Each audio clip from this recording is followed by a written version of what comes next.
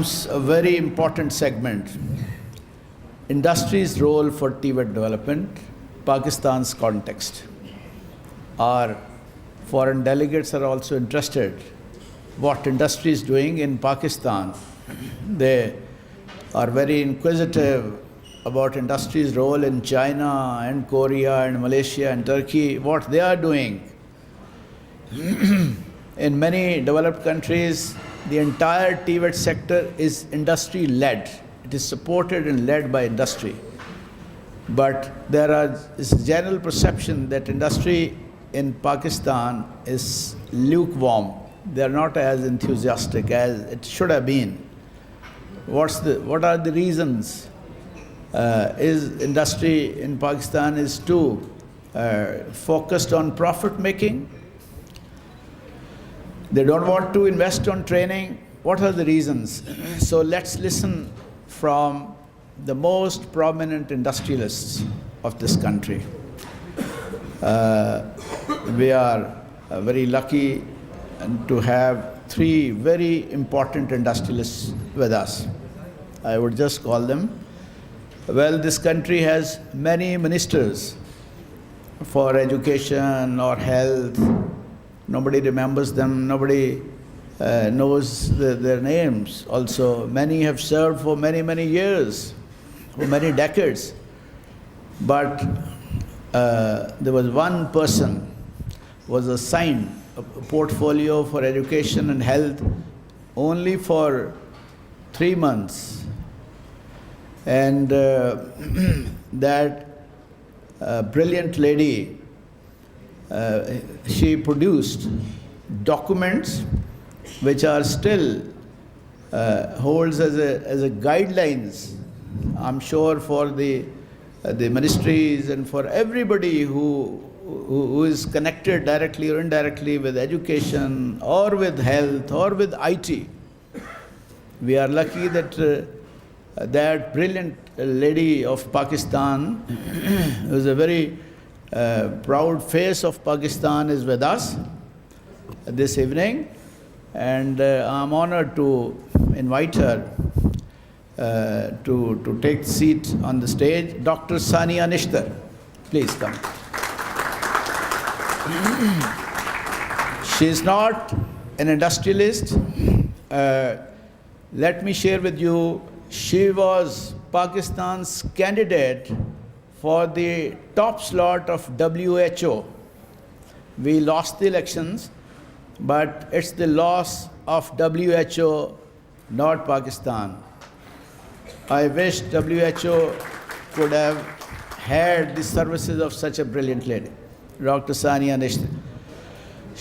I would request her to wrap up at the end of the views given by the industrial settlement, to wrap up the views given by the industrialists. यहाँ 6 कुर्सियाँ रखी, 3 और 3 थी, it's okay, बस ठीक.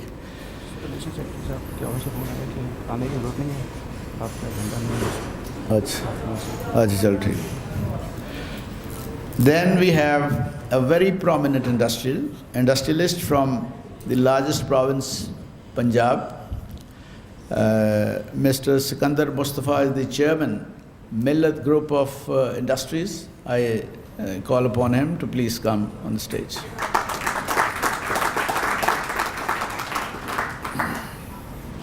आगे आ जाएं, साथ, right sir.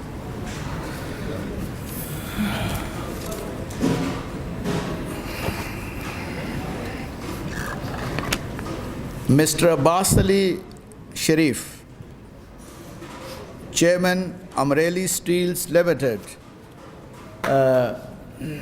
He has come from Karachi. Please, you are requested to come on stage.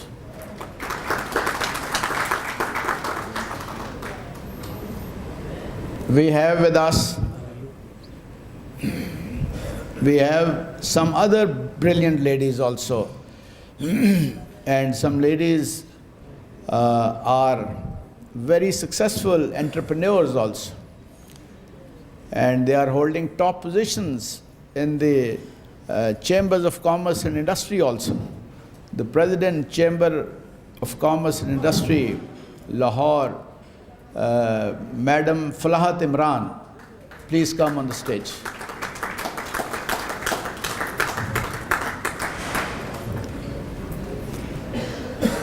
आगे आ उनके साथ. Mr. Zahid Shinwari is another prominent industrialist. He is presently the President, Peshawar Chamber of Commerce and Industry. जी please नहीं sir आगे हो जाए उस side.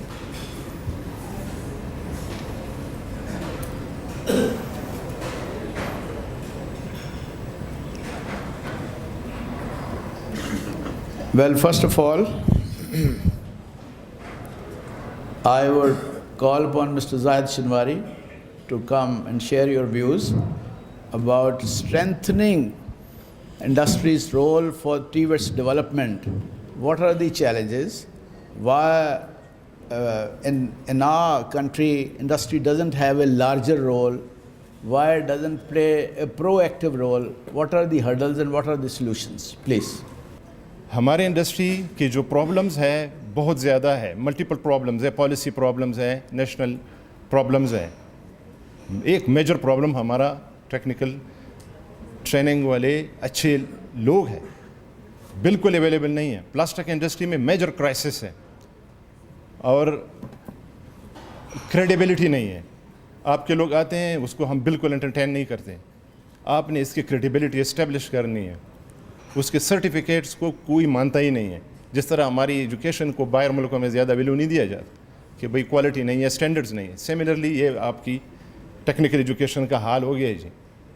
मुझे वेल्डर चाहिए, मैं आपका बंदा कभी भी नहीं लूँगा. मुझे पेंटर चाहिए, आपने सोशल सेक्टर्स में काम किया है, कंस्ट्रक्शन में भी काम किया, पेंटर्स आपने बनाए हैं, आपने थोड़ी से इलेक्ट्रिशियन को भी ट्रेन किया है, ठीक है जी. वेल्डर्स भी कुछ ना कुछ आपने ज़रूर बनाए हैं. लेकिन जो आपकी हाई टेक्नोलॉजी स्किल्ड वर्कर्स है, जो हमारी सेक्टर्स है, जो पोटेंशियल सेक्टर्स है, उसके लिए कोई हमने स्टडी नहीं की. The other problems, we don't have any directions of our economy. Are we an industrial economy? Are we having an agriculture economy? I don't know. 40 years back, it was an agriculture economy. It was an agricultural country. But right now, the contribution of agriculture sector is 20%, and the services sector's contribution in GDP is more than 55%. So we are no more agricultural country. Then what? The rest, the industry. The industrial sector contribution and GDP is 21%. So we are neither agriculture country, nor we are an industrial country. So for technical training, you need the vision and the direction of the government, where we are going and where we are moving.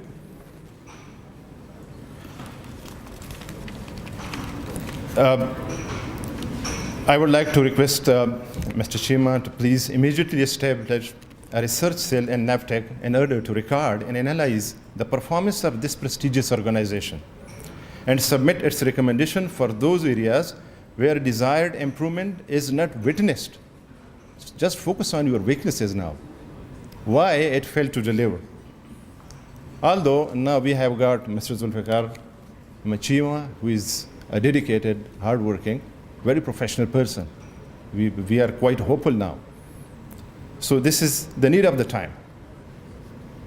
I also request him that the proposed cell approach all the chambers and industrial associations to share their future technical skills, build need-wise research and development for producing professional teachers beside updated curriculum and state-of-the-art labs supporting relevant trainings. All we know that the human capital has an edge over financial capital, and engagement of properly skilled professionals can make a difference with even less financial capital, which ultimately reduces the manufacturing cost and pave the way for the manufacturing concern to remain competitive in the market. Since government of Khyber Pakhtunkhwa has also established institutions with similar ideology, I therefore request the high-ups of of Khyber Pakhtunkhwa government to make all-out efforts to bring the institutions a real success for the industrialists of Khyber Pakhtunkhwa. More focused approach is the need of the time for both the NAFTEC and KPTEPTA to achieve the desired goals. I also suggest to both the organization to hire the services of the expertise of good reputation from domestic as well as international market, and should provide opportunities to the intending trainees to equip themselves for the best practices through imparting them necessary skills by sending them abroad and highly reputable institutions. एक बात और, आपकी 24 अरब की dollar की export सी 18 अरब पे आ गई, 19 अरब dollar की आपकी फॉरेन रेमिटेंसेस है। सबसे ज़्यादा पैसे डॉलर कमाने वाला जो वो है ह्यूमन रिसोर्स है, और उसके लिए हमारी बजट एलोकेशन क्या है, उसकी हमारी पॉलिसी क्या है। इससे आप अंदाज़ा लगा सकते हैं कि हम क्या कर रहे हैं। ये पाकिस्तान दुनिया में चौथे नंबर पे है after China, India and Mexico foreign remittance में, $19.7 बिलियन इन 2017। लेकिन उसके ऊपर फोकस कितना है, हम करके आ रहे हैं। With the same numbers of people आप इस 19 को 20 कर सकते हैं, 40 कर सकते हैं और 50 भी कर सकते हैं, क्योंकि मिलियन लेबर्स में हमारे लोग इन्वॉल्व है। They are not skilled. अगर स्किल्ड पोस्टों पे ये जाएं तो आप इमेजिन करें कि कितने फॉरेन रेमिटेंस हमारी हो सकती है। We will be the number 1 in the world. Lastly, I would like to thank you all the patient listening to do the hope, and that my humble suggestions will attract the attention of the concerned officials to a swift implementation. Thank you very much.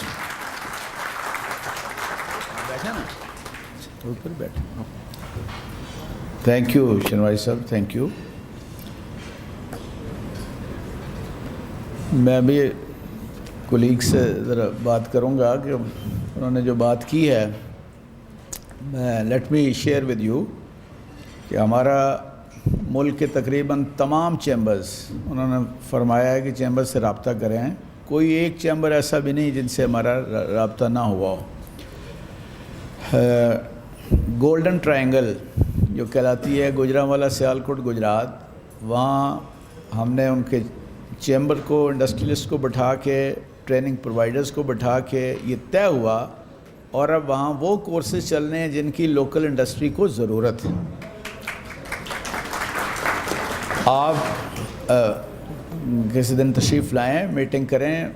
I can only very briefly से that you have a probably different perception about NAVTEC. Yeah, today's NAVTEC is not NAVTEC of 2015. It's a different NAVTEC now. Now I request Mr. Abbas Akbar Ali to enlighten us with his views. Please.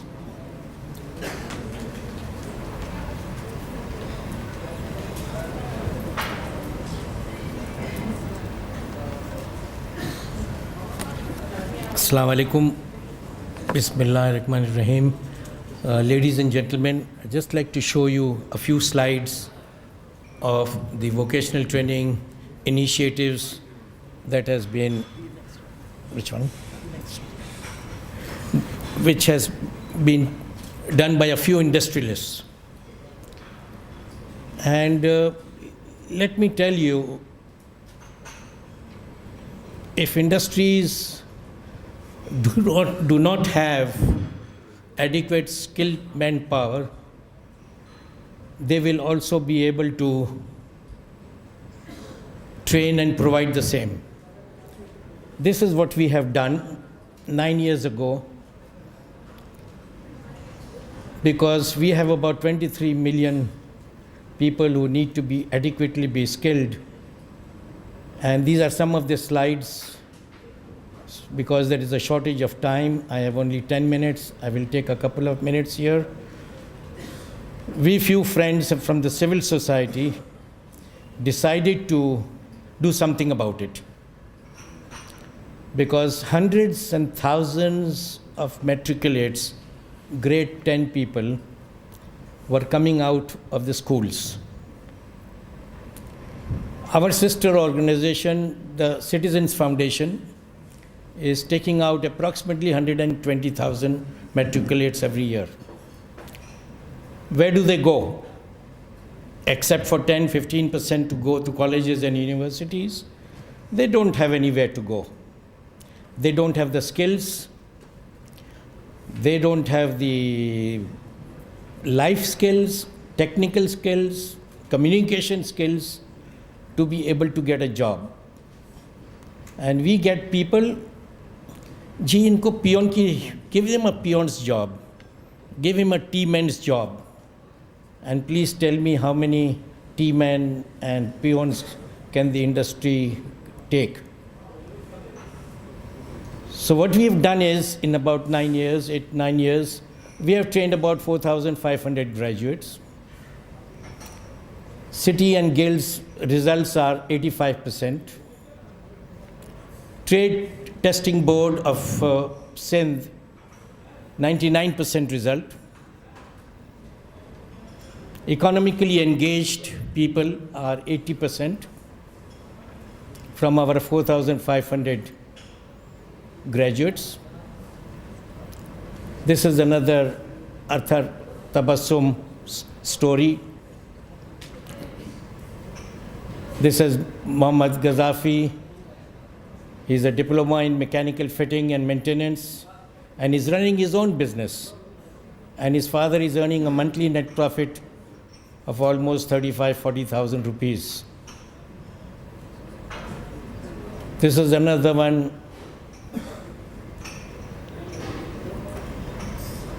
So 6 campuses, 6,000 students a year, plus the problem heralded by our friend from KPK.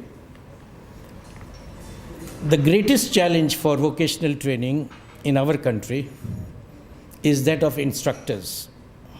Where do you get the instructors? You have to train millions of people, youth. You don't have instructors. Let alone for the future, even in the present.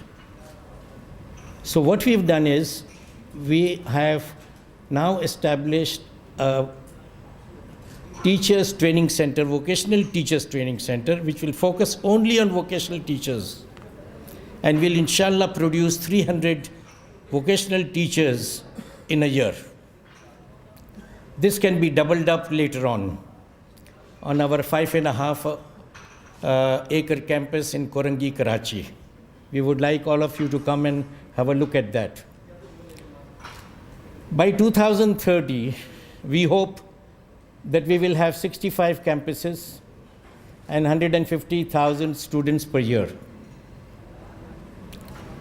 And these are some of the upcoming projects. The Girls Institute in Korangi. We as Amreli Steels has pledged a Boys Institute, making sure that each person will be ready for industry, and it will be demand-driven institute for steel industries and allied industries. Again, another Girls Institute is coming up. One Mr. Salim Zubairi has donated his entire assets, including his home, to be able to see an institute come up in his lifetime. He is a banker par excellence. He is now 86 and coming out to 87. He is very ill, and he has donated his apartment that he is living in, all his shareholdings in the stock market, his bank balances has all been given to us to create an institute in his name. Also at the same time, with Rashid Memorial Welfare Trust, we are opening up in Quetta, Balochistan, and the other in Swabi, Khyber Pakhtunkhwa. How can you support? It costs us 80,000 rupees for a student, sponsor a batch, workshop, entire workshop. So this is what it is that we are doing. The industry definitely is, I think, is there another thing that is coming on? Please have a look at it. Is there another one? After this. कहाँ गया ज़ोहर? आपने दिया Amreli steels का? Anyway, I think at Amreli Steels, what we do is we take on fresh graduates. We take on people from places like Hunar, and we give them specialized training. After their training is finished there, we give them another 6 months of training, and then we put them on the job. Without the Hunar initiative or technical training initiative, the company would have had to spend 1.5 years to train one person to be put on the job. That is now shortcut to 6 months only, inshallah. I would like to give a couple of things which are the main hurdles. And this is not the only initiative that we've taken. The same people who have created the Hunar Foundation were also responsible for creating the Indus Valley School of Art and Architecture in Karachi. This is now almost 20 years old. It has come onto its track, and we've left it to run professionally. Now we've turned into vocational training. So we owe to our society, we owe to our people. Let's have a look at this a little bit, because this will show you how an industry in Pakistan has been able to develop.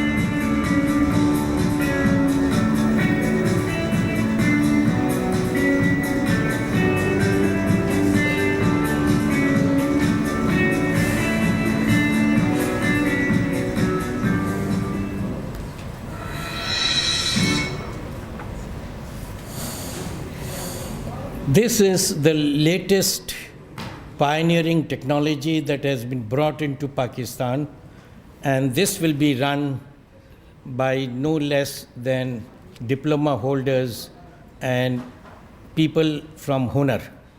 We have started taking in Hunar graduates.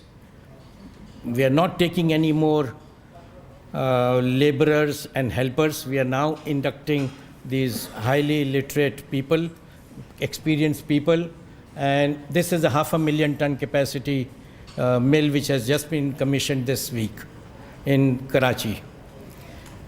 My one problem with vocational training, sir, is the following.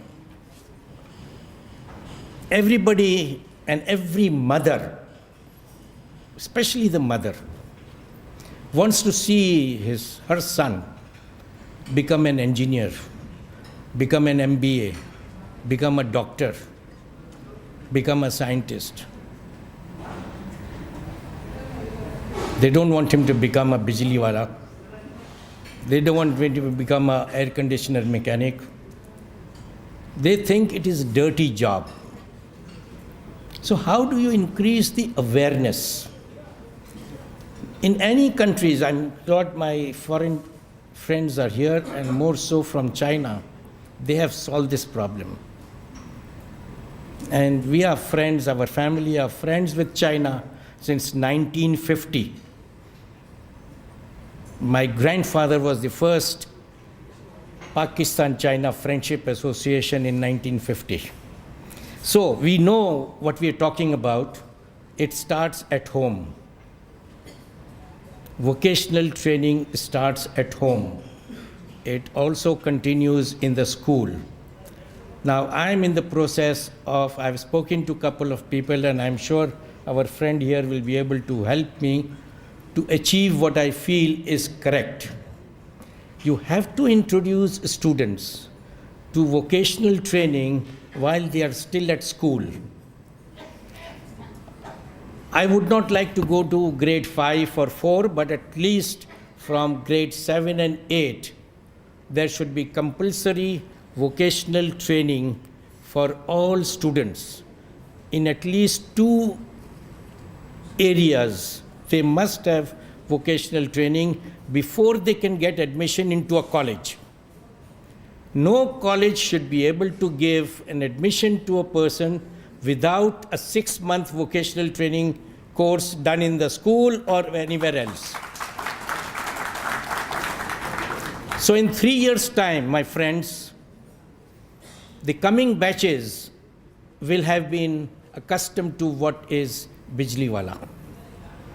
He will know what the various routes are to go to if he does not want to go to university, if he does not want to go elsewhere. Believe me, this is the greatest problem.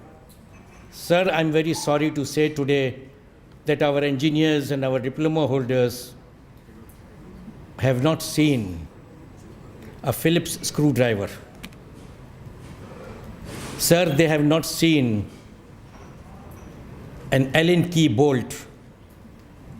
Sir, they do not know the 2 different kinds of threads,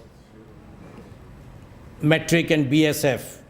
Sir, they do not know the gauges of wire, BWG and SWG, let alone what it stands for.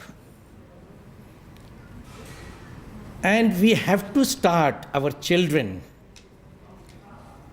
I'm not taking here, but I would like to say one thing. My grandson is only 3 years old.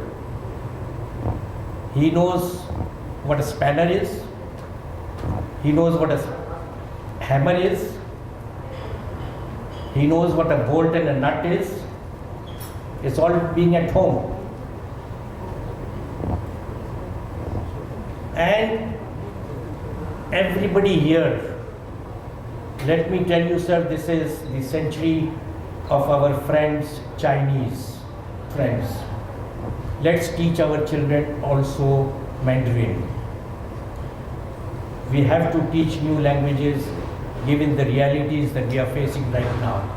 And this is also part of the vocational training. And we are hoping that within the next 3 to 4 months, we will be able to start Chinese language courses within our institutes. Because you have to prepare them for the coming CPET projects. This is not a 2-year, 4-year, it is a 30-year project. And 30 years will become 60 years, and 60 years will become 90 years. Our all children and grandchildren will have to learn a Chinese language. That is the need of the hour. Now, the problem with students now matriculate, they have not been exposed to industry, they've not been exposed to vocationals. They don't want to come to a vocational training institute. It's with great difficulty we bring them. We have to give them all kinds of inducements to bring them to our institutes. What we have done is, we have brought the mother and the father to the institute before they are admitted. We spend half a day with them explaining that what is the future of vocational training curriculum for their children. And that has worked successfully. Regarding welding, we have given the best of the training in welding, TIG, MIG, X-ray welding. We are introducing to our students the latest techniques in welding and also high-tech CNC machining and all these things. But sir, awareness of the people is very necessary for the success of any TVET program or NAVTech program. And I am also requesting my friends in the media, I am taking this on, is to devote every day 15 minutes awareness creation programs on the television so that people can know there is such a thing as vocational training, to let their children prosper and become a bread earner, and so their family can be, if you train one person, a family comes out of poverty. He becomes a bread earner. Thank you. I have many things to say, but the time is of constraint, but I will be available during the course of the day. Thank you. Thank you. Thank you, Abbas sir. Media के दोस्त तो बैठे हैं, उम्मीद है कि अब्बास साहब ने जो बात की है वो उस पर कोई ज़्यादा तवज्जो तो नहीं देंगे, क्योंकि जब भी मीडिया से बात हुई है उन्होंने कहा कि इसका एक ही तरीका है कि किसी टॉप एक्ट्रेस को किसी न किसी टीवेट इंस्टीट्यूट में दाखिला दिलाएं, तो फिर हम इस पर कोई प्रोग्राम करेंगे। और फिर और इट्स वेरी अनफॉर्चुनेट कि वो इसकी importance they do not realise its importance. Thank you. Now I would ask Ms. Falahat Imran, President, Women Chamber of Commerce and Industry, to enlighten us with her views. Please.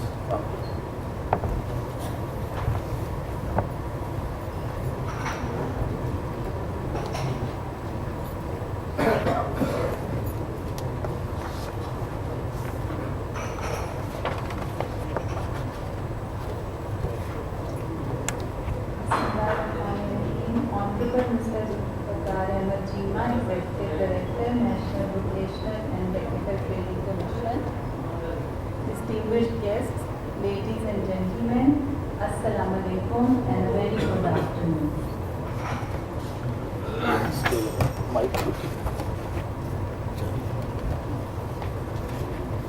First of all, let me take this opportunity to thank TVET for inviting me to this conference, for not only sharing my experiences but most importantly to learn from the TVET experts participating from different regions around the globe.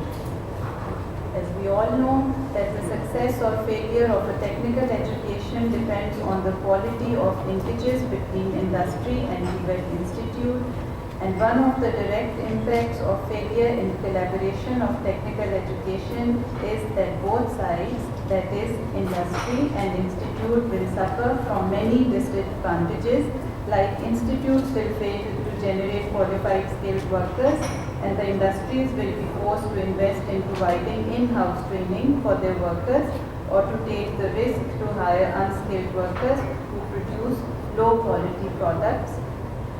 At the end, the society will have to pay more for this inefficiency to cover the costs of less productive technical schools and to pay higher prices for goods because of inefficient workers.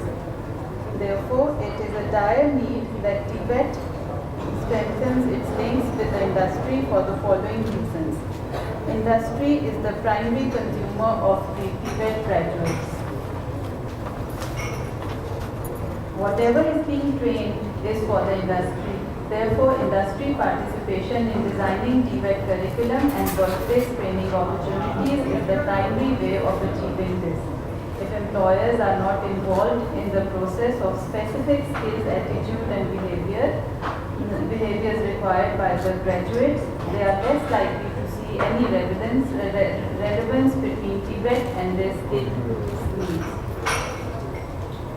Industrial technology is rapidly changing. In TVET, a 5-year-old curriculum may be teaching the history of technology and not the skills currently required by the industry. Therefore, constant feedback from industry is primary input to updating curriculum along with graduate input on the relevance of their institution, learned skills to performance requirements. Capacity building of TVET teachers. Capacity building of TVET teachers through internship, job attachments of teachers in the industry so that teachers can learn the latest technical skills and impart to its trainees. The program TVET Sector Support this program, TVET Sector Support Program by EU, Germany and Norway, implemented by GIZ, has been of immense importance to us. In order to conclude, I would like to say that it is very clear that a formalized industry engagement can only be achieved through partnership between the private and public sector and through collaborative action. Our past experiences have proven that public sector coordination alone did not yield the anticipated results due to the prevailing trust deficit between public and private sector. It is therefore obligatory on the organized private sector to partner with government and public agencies in the coordination of TVET in all its facets. Effective collaboration with private sector requires the clarification of roles and functions for different platforms like Institute Management Committee, IMCs, like Sector Skill Council, SSCs, etc. I am glad to share that industry in Pakistan has realized the need of skill development in collaboration training providers, as they are now part of different skill advisory forum, TVET technical working groups, Sector Skill Council and Institute Management Committee. And no doubt there is a long way to go with many challenges ahead. Let's hope for the best, as road to success is always under construction. I thank you all. Thank you.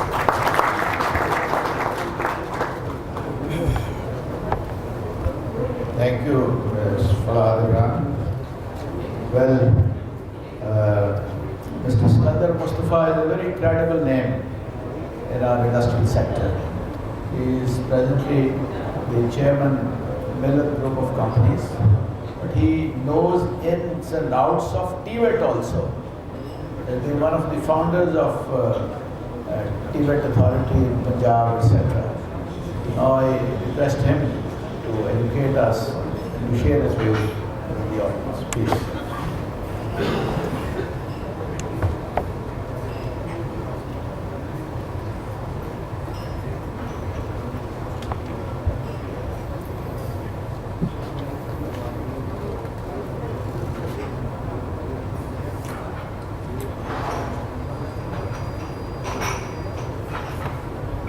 Bismillahirrahmanirrahim. Mr. Chima, Executive Director, LabTech, delegates, ladies and gentlemen. I thank LabTech to have invited me to be here today. And I would like to compliment Mr. Chima and his team for having organized such an excellent get-together for people of the education sector and diplomats from all over the world. I think my association with NAFTAC has been from the time, as the Chima has indicated, from the time when TAFTA was created.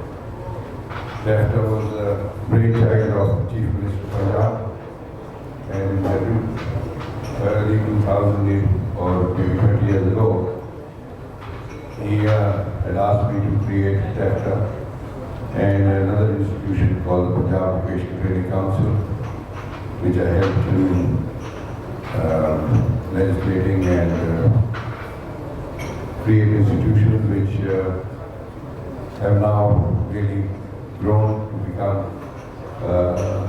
the mainstay for technical education in the country.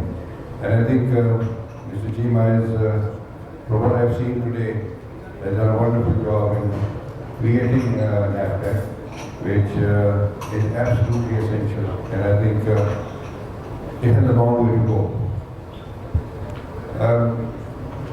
Mr. Chima has indicated that industry should try and bring in new technologies and thereby coordinate with education. I think it's the other way around. We need to bring in technologies which can then be taken up by industry to develop them. Because this is where the coordination takes place. This is where we get together with you to make sure that we bring in technologies that are going to be technologies of the future. And I think your organization has got to pick them up and start training the people with the skills that are going to be required in the future. I think today the population of the country, almost 50% of our population today lies between the ages of 10 and maybe 40, 45, which means there are 100 million people, 100 million young people who are there to be trained. Even if 50% of them have to be trained, then it will be at least 50 million people. So you have a huge task ahead of you.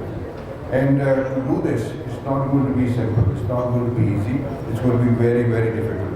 But you have taken it on, and I again compliment you for that.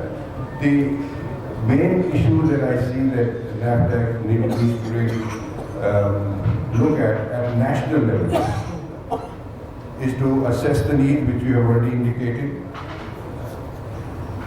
Make sure that the quality of education being imparted is right. It has, I think the German ambassador also pointed that out, and I think he's very right. Teachers training, this is a very major task.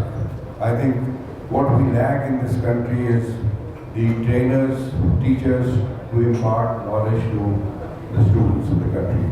And I think it's a phenomenal job to do that. But if you don't do it, then you will not be able to bring in the right quality of education that is really required in the industry. Traditionally, standards have to be set on national level. You are doing that, I believe, but I hope it is being transmitted to the other TAFTAs and the TVET that are already there.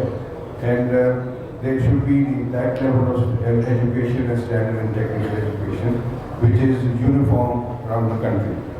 One item that, sir, I feel is not being really focused on is research. Perhaps it's not really within your purview at the level that your NAFTAC is taking on the students. But I think the training starts at this level, where in my institution, Miller Tractors, we do a bit of research. And I think in cooperating with NAFTAC, we could pick up several research programs. We've already done that on emission compliant engines, and we have coordinated with the Punjab, technical institutions in Punjab for that. But I think all over the country you can pick up industry which will be looking for doing research in their own fields. I think that would be useful. One more point that I would like to highlight is that there are a lot of private institutions in the country. I think you need to coordinate with them so that you are able to give them the standards that are also required. Because I think there is a mushroom growth in the country for private sector to come into education, technical education. But I think if you coordinate with them, you will be helping them in improving their standards to be able to impart better training to students. I thank you once again for inviting me, and I thank you all participants here for patient hearing. Thank you.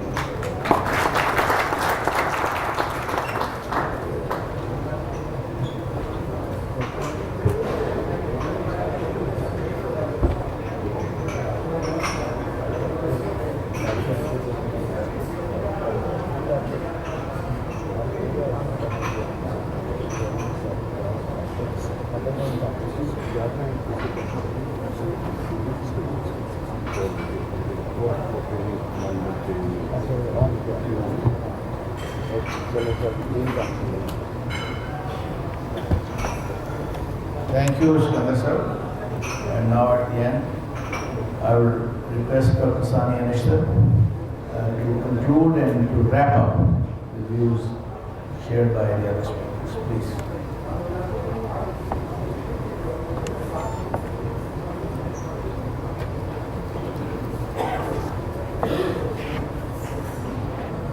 Bismillahirrahmanirrahim.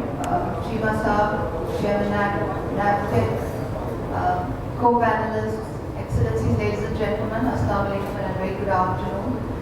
Let me begin by congratulating NAFTEC for convening this very important international conference. I know how difficult it is to convene such a large and engaging group, so my congratulations to NAFTEC for that. I also want to thank all the international partners who have helped in this effort, and I want to thank all the international speakers who travel long distances.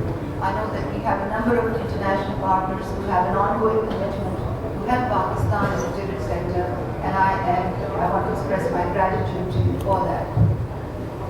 TVET is a very important sector. Although I belong to the health sector, to the development space, but I had a brief opportunity to oversee the TVET sector as when I worked in the interim government back in 2013, and that re-emphasized and reiterated the importance of that sector. How is TVET important? So let us just step back and reflect on why that is the case.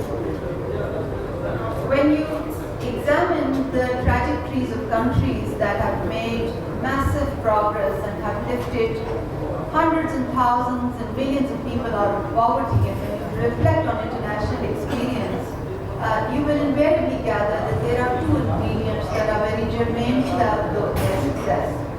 One of them is massive growth, and secondly is the ability of those countries to accrue the benefit of that growth equitably to populations through a range of inclusive policies. And in order to achieve that massive growth, countries usually factor out and ascertain a niche role for themselves, either in a domestic context or in an international context, and then they align their overall policy framework for that, they align their 50 to 100-year vision with that, they create conducive policies in the agriculture, the industrial sectors, with reference to trade, with reference to regulated norm, with reference to facilitating the business in the private sector.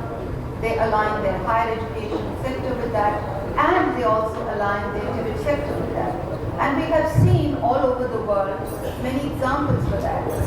I don't want to go very far into Latin America and the other parts of the world, because we see in our immediate neighborhood, we see how our neighbor to the east was able to do that when the information technology boom dawned upon us 2 decades ago, and we were able to see how they were able to invest in their human resource and export them all over the world, how they were able to reconfigure back their systemic capacity to manage back office processes for the Western world. We were able to see how Bangladesh was able to capitalize that when the developed nations required a developing country to be the engine of ready-made garments. We saw how countries further down in the east were able to capitalize that opportunity when the halal food boom came on the horizon. And we saw how the same countries, Philippines, Indonesia, Malaysia, Sri Lanka, were able to invest in their human resource so that they could power the economies in the Gulf countries. So consistently we have seen that wherever countries have had massive growth, have been able to improve the lives of millions of people, they have been able to take out a niche for themselves and align their manufacturing, their business policies, their higher education, and their TVET sector with that. Pakistan is at the cusp of such an opportunity with CPAC, and it is critically important that we accord attention to technical education training. Now, in the context of this broader rational realization, there has been some progress in the TVET sector, and I think we have to recognize the fact that the Apprenticeship Act was passed by the Parliament. Today, the TVET policy is going to the Cabinet, if I know correctly. We've had presentations from our colleagues on the National Vocational Quality Framework. The skills councils have been gotten up and running. Skills competitions are a catalyst for improving the overall capacity and environment have been put in place. Job placement interventions have been put in place. I congratulate you for your membership of human bodies, and I listed down a number of different things as the presentations were made. And I think that is evidence of progress, and we should congratulate NAPTEC for that. But then on the other hand, as my colleague sitting here says, the road to success is always under construction, and I quote you on that. There are a number of different challenges, and we heard firsthand from a very eminent industrialist from KP who alluded to a number of different issues within that space. He talked about the quality issues. He talked about the unmet need in terms of the need for skilled workers. He talked about quality issues. He talked about the credibility gap, and those issues need to be addressed. Of course, all the four provinces are not at par, but clearly reflections from his side, despite the fact that a policy framework and legislation was enacted, out of which the private sector opted out, is really a red herring, and something needs to be done to address that gap. So what are Pakistan's opportunities? So I think against the backdrop of the CBAC opportunity, against the backdrop of the realization that they have made progress, but there are many gaps, what are our options for the way forward? And I think the first option and the first imperative is for the government to realize what is it that it needs to do itself, and what is it that it must divest to the private sector, because it has the option of leveraging their strength. And within that context, if you look at the TVET institutional architecture, it is very clear that policy is something that the government cannot divest. It has to be formulated with private sector participation. Policy norms, standards, accreditation are not roles that are fungible. Those are roles that governments in any sector, including TVET, have to play. And the government must bolster its capacity, especially in the policy space, so that it continues to scan on the international and domestic horizon what the key opportunities and niche spaces are in which to invest. The government must also continue to bolster its capacity to set standards, to strengthen its newly established accreditation body. And in addition, the government also ascertain where it can play a catalytic role much better. Because on the one hand, we have a country of 200 million people where there is massive need for skilled labor in the domestic space, as we have also heard. There is also massive opportunity for our skilled labor to be exported, and the government must try to pull a thread through the various institutions that have a role in that space. Those institutions are not just the TVET type of institutions, such as NAPTEC and the provincial institutions. There are many other institutions which have a role to play as well.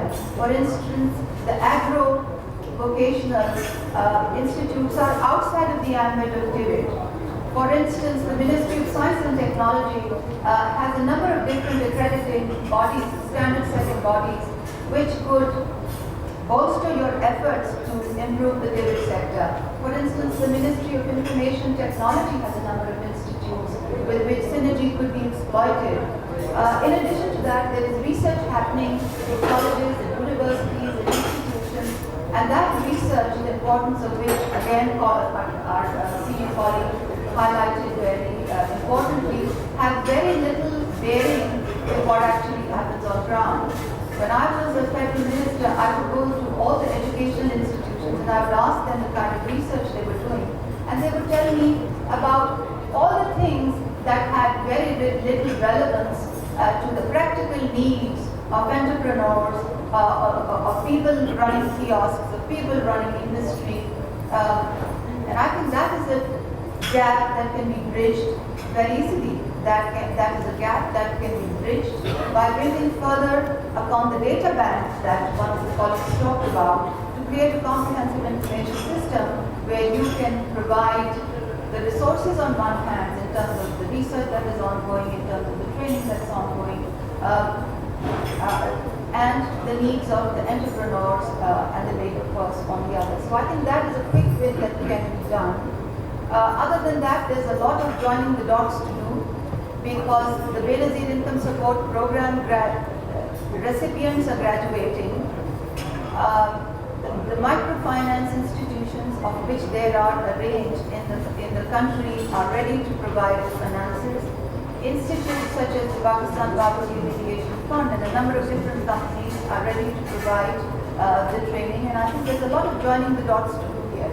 So in terms of joining the dots, providing the catalytic role, information dissemination, using information technology to create the right information portals are things that can be done very quickly, building further upon the database which NAVTEC has developed. So I think this is a catalytic role that the federal government must play in collaboration with the provinces. Secondly, there has to be collaborative division of labor because the federal and the provincial TVET institutions should not duplicate things. There should be a clear comparative advantage of who does what. I think the federal TVET should take responsibility for policy, for standards, for information dissemination, for creating that catalytic database. The provincial DAFTAs should engage very deeply with the industry partners, and they should ascertain what can be devolved or what can be entrusted to the industry partners. There are a number of different NGOs, and we heard the example of Hunar, who are willing to take the responsibility for training and curriculum development and cascading training to the lowest level, and I think the industry partners need to be actively engaged for that effort. The government should clearly ascertain what it needs to do itself and what it can entrust to its industry partners. Secondly, and very quickly, I think we need to give TVET visibility, respect, resources and investment. I see no reason why the Higher Education Commission should be getting a lot more money than TVET. TVET is a very critical sector in which investments ought to be made. It has to be given the profile and the importance that it deserves. And I recall when I was in the government, we had made a very clear recommendation for a technical education commission in par with the Higher Education Commission for NAVTEC to transition into. And lastly, I think that it is absolutely critical that TVET education is introduced in schools, that we look at our college, our high school and college curricula, and very clearly ascertain where that forking off opportunity could potentially arise, as we have in many European countries. In many Western developed nations, there's a clear fork of options after a certain level of education, where a child, where a young student is assessed for his or her feasibility to either remain in the formal stream of education or to fork into TVET. And I cannot help recalling a visit of mine to Qatar when I briefly worked in the government, and I asked to go to an educational institution, and the educational institution I was taken to was the school which was affiliated to Pakistan's embassy in Qatar. And I told them, I said, for these few months, I'm your servant. I'm working for the government, I'm your servant. Please tell me what I can do for you. And they only had one demand. They said, we want this school to be TVET accredited so that when children do their 10th grade from here, we can quickly build their capacity and make them ready for the Qatari market. It was so critical to them. So just in summary, I think that this is, just to summarize and conclude, I think that this is an inflection time for the country. We clearly have a niche opportunity. CPAC has opened a number of different possibilities for the country for growth and progress. In order to tap that opportunity, there are a number of different imperatives, of which TVET is one. There are things that can be done on a short-term, fast-track basis, and there are imperatives of some long-term policy attention. We must accord them very careful thought. Thank you very much for having me here.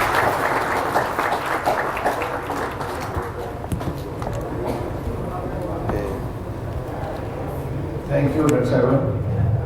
There are a number of issues, but as we are lagging behind this schedule, therefore we leave these issues to be discussed on tea.